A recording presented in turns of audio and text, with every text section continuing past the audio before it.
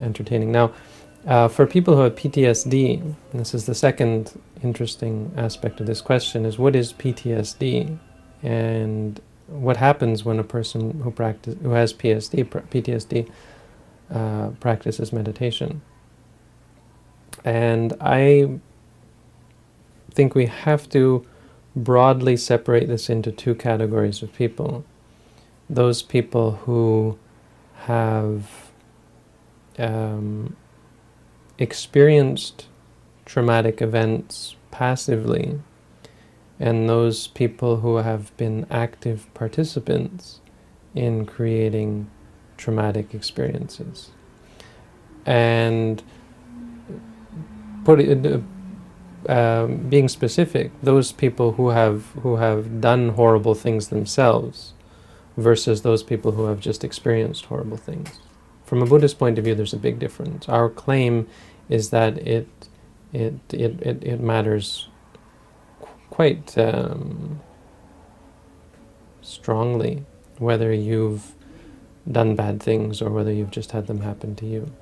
Now, it may not seem like that. At first blush, it appears to be the same thing. You are traumatized either way. So that is how it feels, how it appears on the outside. What you'll find is that's really only the shell of the problem. That's fine. In the beginning, it's all going to look the same. Someone who's experienced trauma, whether they were the one causing it or whether they were the victim or the perpetrator, there's little difference on the surface. But once you dig in deep, and once the person begins to get the hang of the meditation, that's where the two paths veer apart to a great extreme. A person who has experienced great trauma, no matter how great, is quite capable of progressing in the meditation, of healing and finding themselves and finding balance and becoming centered. A person who has done horrible things is far less likely to find that sort of balance and center. They have a corruption inside. They've been hurt deeply by their own actions. The guilt that a person who's actually done bad deeds feels is far more real, visceral, intense than a victim who feels guilty or someone who feels guilty for whatever other reason. I had a woman who was raped by her father when she was a child, and she came to me when she was 40. And she looked like a ghost. And I've told this story before, but she was one of my greatest success stories. And I didn't do anything, I had no idea what had happened to her. I just knew that she came in, she looked like a ghost, and she had something she wanted to get off her chest. I guess she'd gone to therapists, and the idea was to always tell, and they would always ask what happened. I didn't ask. I wasn't interested. And I kept her in the present moment, and when she was crying, I said, just be mindful of crying. It doesn't really matter why you're crying, be aware of the sadness, be aware of what's happening now. Anyway, long story short, after a couple of weeks, she looked like a different person. She left, she was smiling and totally relieved.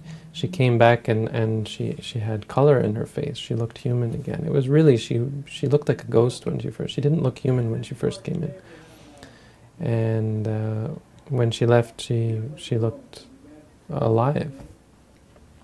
A person who has committed bad deeds, there are cases where a person can make a mistake and realize their mistake, but a person who has systematically and intentionally engaged in warfare, killing other people, there's something deeper there that you won't see at first. It's not readily apparent. The person might seem functional in society, but there is something that once that outer layer is peeled off,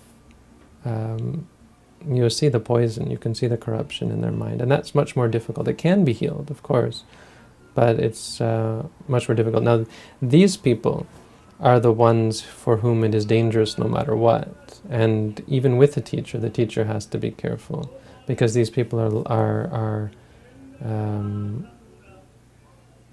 susceptible to exploding, wreaking havoc on the meditators in the meditation center, and attacking the meditation teacher. I mean, there are stories of this where a meditator has some commit suicide. There are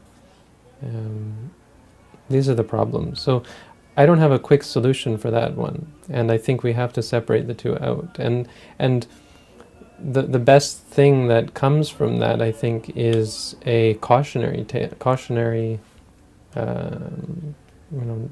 warning to people, anybody thinking of going into the army, anybody thinking of going into the armed forces of any type. You can't really go back. There's a long road to get back to the state where you before you had done the terrible things that are done in war, or any profession where killing is involved, even police work. Becoming a police officer is, well, if you ever have to kill, it's hard to go back.